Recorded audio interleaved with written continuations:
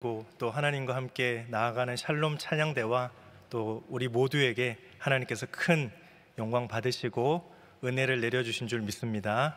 아멘. 오늘 디모데전서 5장에서는 교회의 여러 성도들을 어떻게 대하여야 하는가 이제 말씀을 계속 나누고 있습니다. 지난주에는 디모데전서 5장 1절부터 16절에서는 나이 든 성도, 남자 성도, 여자 성도 분들께는 아버지와 어머니께 하듯 하라. 그리고 젊은 남자 성도, 여자 성도들에게는 형제에게 또 자매에게 하듯 하라. 우리는 영적 가족이다. 그리고 과부와 같은 약자를 존대하라. 이런 말씀을 들었습니다. 이어서 오늘 말씀 5장 17절부터 25절까지는 교회의 지도자인 장로에 대해서 어떻게 대하여야 하는가 말씀을 하고 있습니다. 먼저 교회에서 장로가 무엇인지에 대해서 잠깐 말씀드릴 필요가 있겠습니다.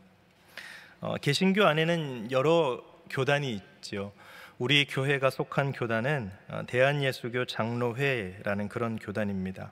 우리 대한예수교 장로회 안에는 또 이제 여러 분파들이 있는데 그 중에서 이제 통합이다, 합동이다 이런 얘기를 들어보셨을 겁니다. 교단의 이름에서 우리가 알 수 있듯이 우리가 속한 교단은 장로회 정치를 채택하고 있습니다. 영어로는 프레스비테리 이렇게 이제 얘기를 하는데요. 장로회는 이제 또 다른 말로는 노회 이렇게 얘기를 하기도 합니다. 이 노회는 무엇이냐면 각 개교회들이 모여서 이루어진 하나의 상회입니다. 우리 교회는, 우리 한영교회는 영등포 노회라는 노회에 속해 있습니다. 우리 교단에는 69개의 노회가 있고요. 이 69개의 노회가 모여서 이제 총회라는 것을 이룹니다. 그래서 1년에 한 번씩 총회 주일로 지키기도 합니다. 총회 주일 예배를 드리고 헌금을 해서 이제 그 헌금이 노회를 통해서 총회로 이렇게 전달이 되는 것이죠. 이렇게 교회가 모여서 노회가 모여서 총회를 이루는데요. 그 중에 노회를 장로회 이렇게 얘기를 합니다.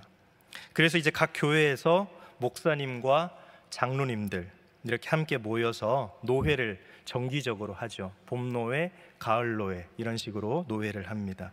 그 노회에서는 교회의 중요한 정책들에 관해서 회의를 통해서 결정을 하고 그 다음에 노회의 결정을 각 개교회들은 이제 따르게 됩니다. 그런데 이제 여기서 말하는 장로는요, 목사와 장로를 통틀어서 장로라고 일컫습니다. 목사는 가르치는 장로, 그리고 장로는 우리가 다스리는 장로 이렇게 얘기를 하죠. 그래서 영어로는 일반적으로 장로님이라고 부르는 장로님을 ruling elder, 다스리는 장로, 그리고 일반적으로 교회에서 목사님이라고 부르는 그런 장로님들을 teaching elder, 가르치는 장로 이렇게 부릅니다. 우리 교단 헌법을 살펴보면 항존직은 장로, 안수집사, 권사이며 그 식무는 70세가 되는 해의 연말까지로 한다. 장로에는 두 가지가 있으니 1. 설교와 칠의를 겸한 자를 목사라 하고 2. 칠의만 하는 자를 장로라 한다. 이렇게 교단 헌법에는 되어 있습니다. 이와 같이 우리가 속한 이 장로 교회에서는 목사와 장로가 이제 교회의 지도자로서 막중한 책임을 맡고 있습니다. 교회에서 목사님 또 장로님들이 교회의 예배와 여러 사역에서 중추적인 역할을 하고 있기 때문에 우리 교회의 성도들은 어떤 모양으로든지 목사님과 또 장로님과 이렇게 관계를 맺고 있습니다. 우리 교회로 본다면 각 교구 또 각 부서에서 설교하는 말씀을 가르치시는 그런 책임을 맡으신 가르치는 장로님, 목사님들이 있고요. 또 각 교구에는 교구장, 또 각 부서에는 위원장 이런 자리에서 장로님들이 섬기시고 있기 때문에 우리 교회의 성도들은 목사님과 장로님의 그런 지도를 받으면서 연결이 되어서 신앙생활을 하고 있습니다. 오늘 우리가 읽은 본문에서는 교회에서 신앙생활을 할 때에 이러한 교회의 장로님들을 어떻게 대하여야 할까, 목사님과 장로님을 어떻게 대하여야 할까에 대해서 권면을 하고 있는 그런 말씀입니다. 오늘 본문을 따라서 여러분들에게 4가지로 나누어서 말씀을 드리도록 하겠습니다. 첫 번째는 장로를 존경하라라고 말씀합니다. 17절 말씀을 보겠습니다. 잘 다스리는 장로들은 배나 존경할 자로 알되 말씀과 가르침에 수고하는 이들에게는 더욱 그리할 것이니라. 장로의 중요한 역할이 교회를 다스리는 것이죠. 교회를 다스린다 하면 교회를 잘 지도하고 또 잘 운영하고 또 잘 돌보는 것을 말합니다. 이렇게 교회를 잘 지도하고 운영하고 돌보는 목사님과 장로님 배로 존경하라, 이렇게 말을 하고 있습니다. 제가 설교를 준비하면서 어렸을 때부터 다녔던 교회들을 이렇게 떠올려 보면서 장로님들을 한번 떠올려 보았습니다. 여러 장로님들을 이렇게 머릿속에서 얼굴이 이렇게 지나갔는데, 제가 생각을 해보니까 제 생각에 있는 모든 장로님들 참으로 맡은 바 자리에서 신실하게 교회를 섬겼던 분들로 기억이 됩니다. 어떤 한 분도 이렇게 부정적인 그런 이미지가 강하게 생각난 분이 없었습니다. 이렇게 장로님들을 생각하니까 이렇게 참 긍정적이고 또 그분들의 어떤 신실한 모습이 이렇게 생각이 날까 생각을 해보니까, 교회에서 장로님을 뽑을 때 정말로 여러 가지를 고려해서 심사숙고하고 신중하게 장로님을 뽑으셨겠구나, 이제 그런 생각을 했습니다. 장로님들의 교회를 향한 사랑과 헌신, 그리고 겸손과 믿음은 참으로 우리가 본받아야 할 것이고, 이러한 장로님들 교회에서 존경을 받아 마땅합니다. 17절 하반절에 보면 말씀과 가르침에 수고하는 이들에게는 더욱 그리하라, 이렇게 말하고 있습니다. 여기서 이제 말씀과 가르침에 수고하는 이들은 장로님들 중에서도 주로 이제 설교하고 가르침을 담당하는, 지금 우리 교회의 말로 하면 목사님들을 얘기합니다.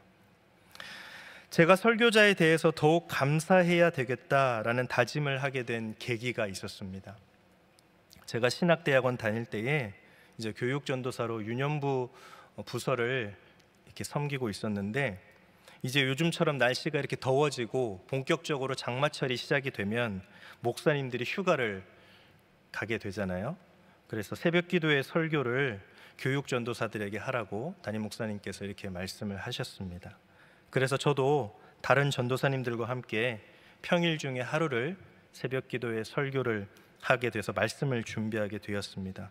새벽 기도의 설교는 사실 좀 짧죠. 10분, 15분 이 정도 이렇게 이제 되는데, 짧은 설교 말씀을 준비하는데 그날따라 모든 자료는 다 갖춰져 있는데, 성경이고 또 책도 있고 컴퓨터 앞에 앉아 있고 주석도 다 있는데, 한 4시간을 제가 설교 준비를 열심히 했는데도 이 설교의 맥이 잡히질 않는 것입니다. 그래서 너무 어렵고 또 기도하고 다시 또 책을 보고 묵상하고 그러다가 설교가 전혀 잡히지가 않아서 그날 밤 아주 늦게까지 설교 준비를 했는데, 그 10분의 설교를 하기 위해서 준비를 하고 그 다음 날 이제 새벽 예배 때 설교를 한 적이 있습니다. 그런 기억이 납니다. 제가 그날 이후로 마음속에 한 다짐이 하나 있습니다. 다짐이 뭐냐면, 어떤 설교를 듣든지 설교자에게 감사해야 되겠다라는 그러한 다짐을 했어요. 제가 그 당시에 신대원 과정에 있었고, 어떻게 보면 아주 날카롭고 또 비판적이고 그런 마음도 있었습니다. 사실 신대원 때 보면 내가 최고이고 내가 목회를 하면 한 1,000명, 2,000명은 막 모일 수 있고, 내가 설교하면 막 죽은 자들이 일어나고, 그래서 목사님들이 이 신대원 채플 설교를 가장 힘들어한다라는 그런 말도 있습니다. 설교를 들을 때 보면 설교를 재단하고 저건 잘못됐다, 저거는 뭔가 이상하다, 그리고 나의 기준으로 보고 아주 학문적으로 또 크리티컬하게 아주 비판적으로 설교를 보는데 그런 마음들이 있었던 것입니다. 제가 이 10분짜리의 설교를 준비하면서 너무나 이게 준비가 안 되고 또 어렵고 이제 그런 경험을 한번 하고 나서는 제가 이제 어떤 설교를 듣든지 조금 설교를 잘하시는 분의 설교를 듣든지 아니면 설교를 못 하시는 분, 아니면 내용이 좀 더 튼실한 내용의 설교이든지 아니면 그렇지 못한 설교이든지 간에 설교자가 20분, 30분, 때로는 10분 저 설교를 준비하기 위해서 얼마나 애를 썼을까를 생각하면 감사해야 되겠다라는 다짐을 했습니다. 그리고 나서 이후로는 사실 지금까지 제가 교회에서 어떤 분의 설교를 듣든지 참 이제 감사하는 마음으로 설교를 듣습니다. 교회에서 설교를 하고 말씀을 가르치는 일이 큰 부담인 것은요, 그 설교를 하고 말씀을 하는 것이 본인의 생각, 본인의 말이 아니기 때문입니다. 하나님의 말씀을 대언하는 일이기 때문이죠. 설교자들은 행여라도 내가 하나님의 말씀을 하나님의 그 의도하신 대로 가르치지 못하면 어떡하나 염려하고 혹시라도 말씀의 진리를 곡해하지 않기 위해서 말씀을 준비할 때 늘 긴장하게 됩니다. 종종 설교를 한 이후에 설교자로서 좀 더 잘 설교했어야 했는데 라는 자책과 아쉬움의 감정이 들 때도 있습니다. 이건 역시 설교자가 지고 가야 할 몫입니다. 또한 가르친 대로 살지 못할 때 하나님 앞에서는 더 큰 책망이 기다리고 있다라는 것도 설교자가 알고 또 감당해야 할 몫입니다. 그래서 야고보 사도는 야고보서 3장 1절에서 이렇게 말했습니다. 내 형제들아, 너희는 선생된 우리가 더 큰 심판을 받을 줄 알고 선생이 많이 되지 말라. 선생으로서 많이 가르쳤는데 가르침대로 행하지 못하면 하나님 앞에서 더 큰 심판이 기다리고 있다, 더 엄격한 잣대의 심판을 받을 것이다 라는 무서운 말씀이죠. 교회에서 우리가 존경할 수 있는 목사님께 설교를 듣는 것은 사실 참 큰 복입니다. 목사의 설교는 말씀드렸듯이 목사 자신의 말이 아니라 하나님 말씀의 대언인데, 존경할 수 있는 대언자가 전하는 말씀이 듣는 자에게는 훨씬 더 잘 흡수되고 소화될 수 있기 때문입니다. 아무리 고귀한 하나님의 말씀도 존경하기 어렵고, 또 아니면 더 나아가서 신뢰하기 어려운 목사님이 전한다면 그 말씀은 성도에게 잘 흡수되지 않고 때로는 튕겨나가 버릴 것입니다. 그리고 그러한 것이 계속 누적이 되면 하나님 말씀의 공급이 잘 안 되어서 영적으로 피폐한 결과를 초래할 수도 있습니다. 누구를 존경하고 존경하지 않는 것은 누가 시켜서 되는 것 아니죠. 사실은 이제 우리가 신앙생활 할 때 내가 존경하는 그런 목사님들이 많은, 그런 목사님이 있는 그런 교회에서 신앙생활을 하고 또 그분들의 말씀을 들으면서 예배를 드리는 것, 참 우리의 기도 제목이기도 하고 또 큰 복입니다. 반면에 목사들은 자신의 일거수일투족, 말 하나, 행실 하나하나에 더욱더 신경을 써야 합니다. 성도로부터 존경받지 못하는 삶을 살면서 하나님의 말씀을 들고 강단에서 설교를 한다면, 사실 오늘 말씀에 비추어 본다면 그것만큼 우리 성도님들께 민폐를 끼치는 일도 없겠지요. 사실 오늘 말씀이 장로를 대하는 것에 대한 권면인데, 사실은 이제 가르치는 장로로서 큰 부담을 갖게 되는 그런 말씀입니다. 오늘 말씀의 성도들에게는 장로들을 존경하라 이렇게 말씀을 하고 있는데, 정작 장로로서 존경받지 못한 삶을 산다면 이 얼마나 성도들에게 민폐를 끼치는 것일까, 부담으로 느껴오는 말씀이 아닐 수 없었습니다. 두 번째, 장로를 대하는 태도에 관하여 오늘 말씀이 주는 교훈은요, 교회의 사역에 전임으로 임하는 장로, 즉 목사에게 사례를 지급하라는 것입니다. 일반적으로 우리가 장로님 이렇게 부르는 장로님들은 사회에서 직업이 있죠. 직업을 가지고 계시고 이제 전임으로 교회 사역은 하지 않습니다. 그런데 목사님 이렇게 부르는 그런 장로님들은 전임으로 교회에서 일을 하죠. 18절에 보니까 이렇게 말씀하고 있습니다.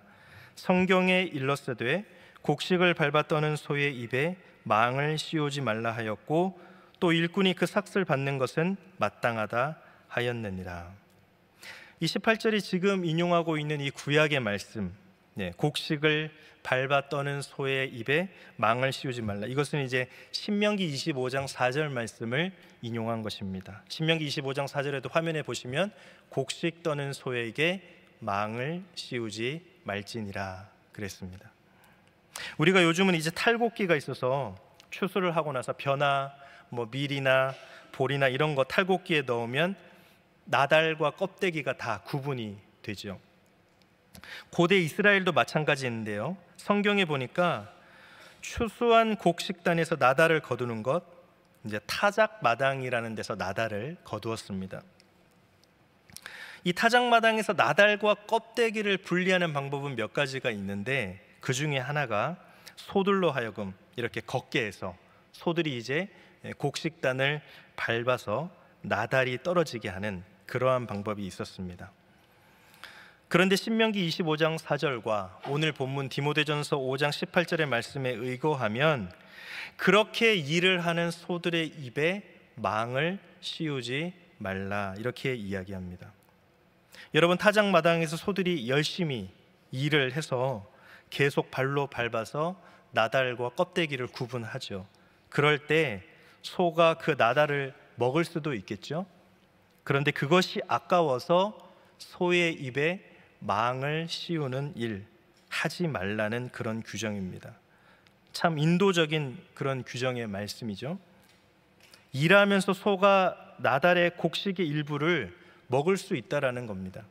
그것과 마찬가지로 교회에서 전임으로 일하는 장로인 목사가 교회에서 사례를 받는 것은 마땅하다라는 겁니다.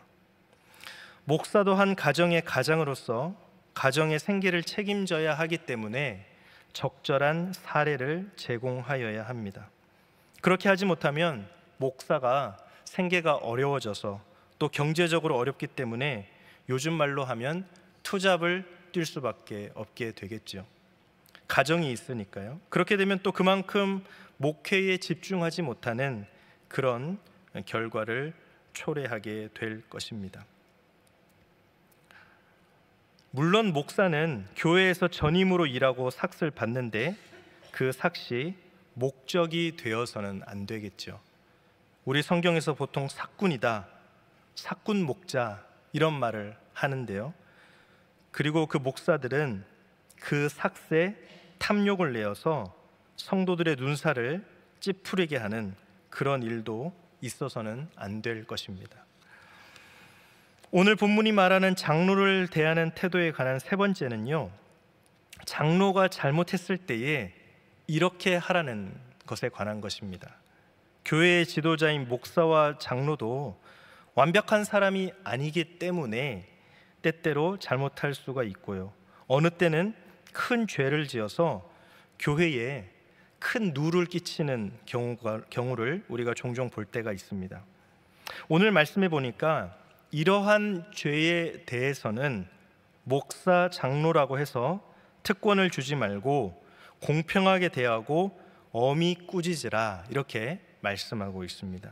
19절과 20절을 좀 보시죠. 함께 읽겠습니다. 시작. 장로에 대한 고발은 두세 증인이 없으면 받지 말 것이요, 범죄한 자들을 모든 사람 앞에서 꾸짖어 나머지 사람들로 두려워하게 하라. 아멘. 어떤 고발에 대해서 한 사람의 증언만으로는 충분치 않고 2명 이상의 증언이 있어야 한다는 것은 성경에 기록된 일반적인 고발에 관한 규정입니다. 신명기 19장 15절에서 이렇게 말합니다. 사람의 모든 악에 관하여 또한 모든 죄에 관하여는 한 증인으로만 정할 것이 아니요 2 증인의 입으로나 또는 3 증인의 입으로 그 사건을 확정할 것이며, 장로에 대한 고발도 일반적인 고발과 차별 없이 공평하게 다루라라는 그런 말씀입니다. 장로가 범죄하면 쉬쉬할 게 아니라 모든 사람 앞에서 꾸짖어서 다른 사람들도 죄에 대한 경각심을 갖도록 해라, 이렇게 말을 하고 있습니다. 장로나 목사의 잘못에 대해서 판단할 때는 편견 없이 공평하게 하라, 다시 한번 강조를 하고 있는데요. 21절을 보겠습니다. 하나님과 그리스도 예수와 택하심을 받은 천사들 앞에서 내가 엄히 명하노니 너는 편견이 없이 이것들을 지켜 아무 일도 불공평하게 하지 말며. 우리는 종종, 때로는 자주 교회의 목사나 장로가 금전적인 문제나 여자 문제, 또 교회의 공금에 관한 문제, 또 여러 가지 다툼에 관련이 되어서 문제를 일으켜서 교회와 사회에 큰 무리를 일으키는 것을 봅니다. 이러한 잘못에 대해서 교회의 당회나 교회들이 모여서 이루는 상회인 노회 재판국에서 재판을 하는데, 당회원들이 아는 장로라고 해서 감싸준다거나 노회 재판국의 재판국원들이 아는 목사다라고 해서 봐주면서 소위 말하자면 솜방망이 처치리를 하지 말라는 것입니다. 목사와 장로는 교회 지도자로서 일반 성도보다 교회에서 더 많은 권한과 책임을 갖고 있기 때문에 21절에서도 이들의 죄에 대한 치리에 대해서 바울은 내가 엄히 명하노니 라고 말을 하고 있습니다. 교회의 목사나 장로와 같은 교회의 지도자가 죄를 짓게 되면 일반 성도가 죄를 지은 것보다 그 파급 효과가 훨씬 크기 때문에 목사와 장로는 사탄이 쳐놓은 덫에 걸리지 않도록 더욱더 주의해야 할 것입니다. 교회의 목사나 장로의 역할과 그 책임이 크고, 목사나 장로가 죄를 지으면 부정적인 영향이 매우 크기 때문에 오늘 본문에서는 4번째로 우리에게 주는 교훈, 목사나 장로를 안수할 때 매우 신중해야 한다, 그렇게 할 것을 당부합니다. 22절에 보니까요, 함께 읽어보도록 하겠습니다. 시작. 아무에게나 경솔히 안수하지 말고 다른 사람의 죄에 간섭하지 말며 내 자신을 지켜 정결하게 하라. 아멘. 우리 교회도 지난 2022년 작년 11월에 항존직 선거 투표를 통해서 장로님 4분, 또 안수집사님 4분, 권사님 9분이 선출되고 지난 6월 11일에 또 임직 감사 예배를 드렸습니다. 오늘 말씀에 의하여 보면 안수할 때는 경솔하지 말아야 한다. 사실은 이제 우리가 장로를 뽑기 위해서 투표를 하는 그런 입장이기 때문에 이 말씀을 우리들에게 잠깐 적용을 좀 해본다면, 우리가 사실 모르는 분들도 많고 또 교회에 온 지 얼마 안 되신 분들은 이분이 어떤 분이신가라는 그런 궁금증도 많이 갖고 있습니다. 그래서 장로 같은 경우는 이렇게 짧게라도 정견 발표 이런 것도 좀 하고요. 그리고 사실 우리 교회에 이제 가장 막중한 책임을 짓는 그러한 지도자를 뽑는 일이기 때문에 우리가 기도로 준비를 해야 합니다. 기도로 준비를 하셔야 하는 것이죠. 그리고 벽보도 조금 자세히 볼 필요가 있겠습니다. 나는 잘 모르니까, 상관없으니까 그런 것이 아니고요. 우리가 일반적으로도 인사가 만사다, 그런 말을 하지요. 여러분들 교회의 지도자, 이 목사, 장로를 뽑는 일은 정말 매우 중요합니다. 여러분들이 봉사하고 있는 어느 부서에서 상당히 책임을 맡고 있는 그러한 분이 조금 잘못을 했을 때 부서에 미치는 파급력이 크죠. 부정적인 파급력이. 교회에서 가장 큰 책임과 역할을 맡은 장로, 또 우리 교회의 임직자들, 안수집사, 권사, 이런 분들을 뽑을 때는 우리가 참으로 경솔하지 않고 신중하게 또 기도하면서 투표하라. 오늘 말씀을 오늘날 우리에게 적용하면 그렇게 적용할 수 있을 것입니다. 22절 말씀을 보니까요, 이렇게 말을 합니다. 다른 사람의 죄에 간섭하지 말라. 이런 말을 하고 있는데, 이게 해석의 여지가 약간 있는 말씀이지만 이 문맥에서 볼 때 여기서 말하는 다른 사람의 죄는요, 신중하지 않고 경솔하게 교회를 세우는 그러한 죄를 말합니다. 그러니까 여러분들이 항존직 선거에 투표를 하게 됩니다. 여러분들도 이제 막중한 그런 책임을 지는 거죠. 물론 우리가 믿습니다. 하나님의 주권 하에 하나님이 교회의 지도자들을 세운다라는 것을 우리가 믿죠. 그렇지만 동시에 하나님이 사람을 통해서 일을 하기 때문에 우리가 그 일에 쓰임받는 입장에서는 또 기도하면서 신중하게 우리의 역할을 감당해야 할 것입니다.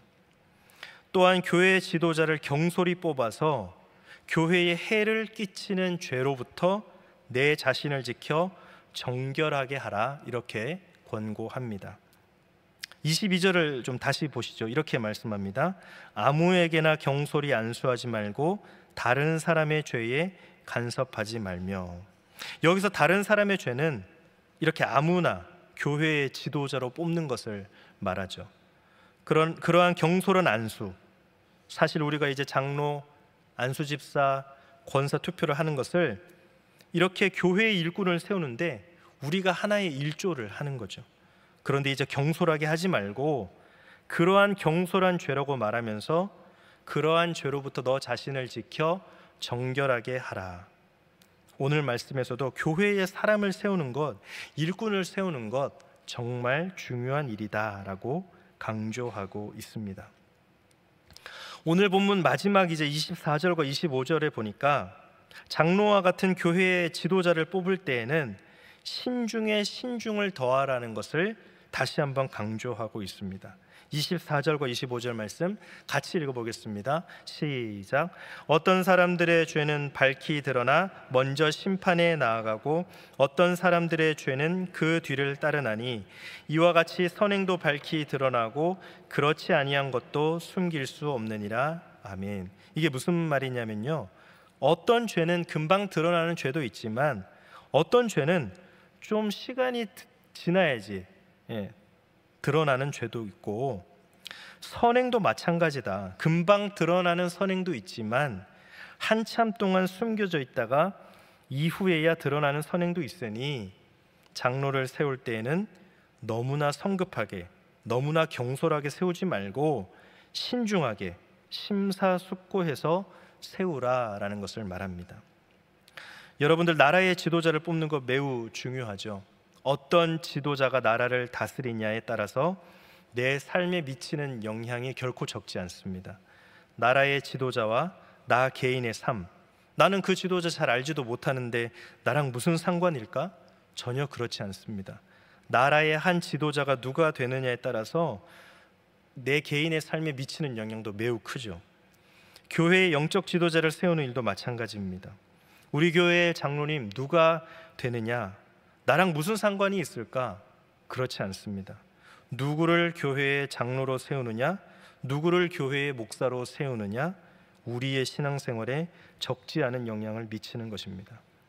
아까도 말씀드렸듯이 하나님의 주권 하에 지도자가 세워짐을 믿지만 하나님은 사람을 통해서 일하시기 때문에 우리에게 교회의 지도자를 세우는 데 있어서 어떤 작은 역할이라도 주어졌을 때는 기도하면서 신중하게 역할을 감당해야 한다라는 것입니다. 오늘 말씀을 통해서 우리는 우리의 신앙생활에 큰 영향을 미치는 장로, 즉 오늘날로 말하면 목사와 장로를 어떻게 대하여야 하는가에 관해서 들었습니다.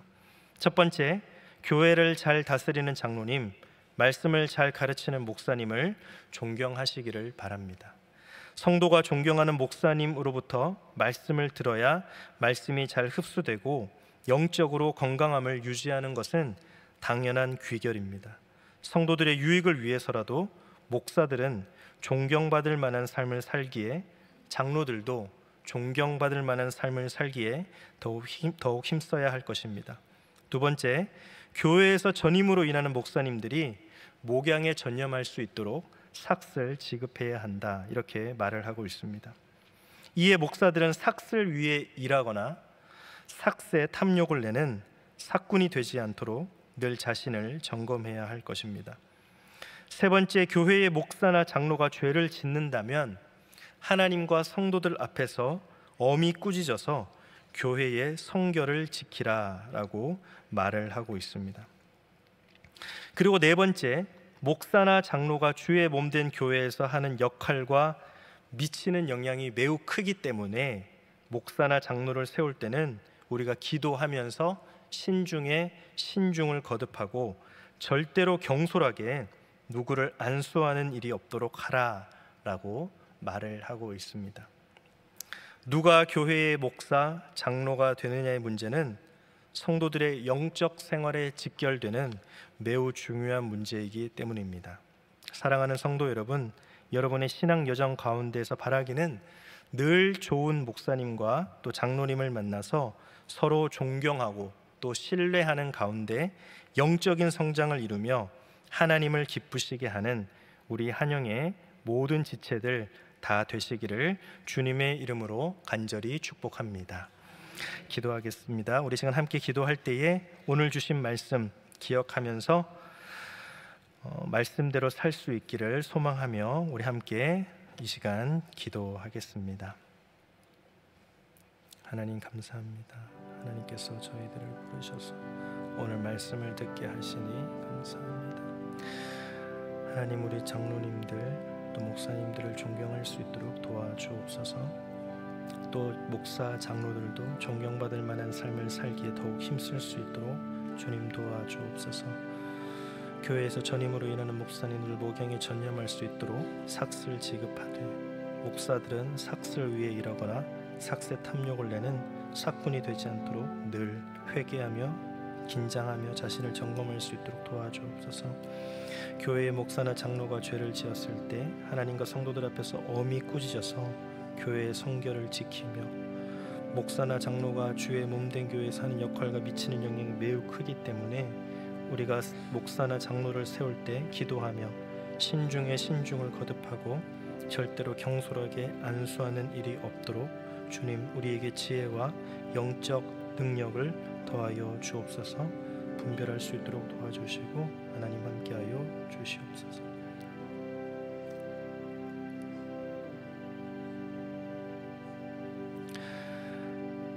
하나님, 저희들 오늘 말씀을 통해 들은 대로 살 수 있도록 도와주옵소서. 교회를 잘 다스리는 우리 장로님들, 또 말씀을 잘 가르치는 목사님들 존경하기를 소망하며, 특별히 목사들은, 장로들은 존경받을 수 있는 삶을 살 수 있도록 더욱 영적으로 힘쓸 수 있도록 도와주옵소서.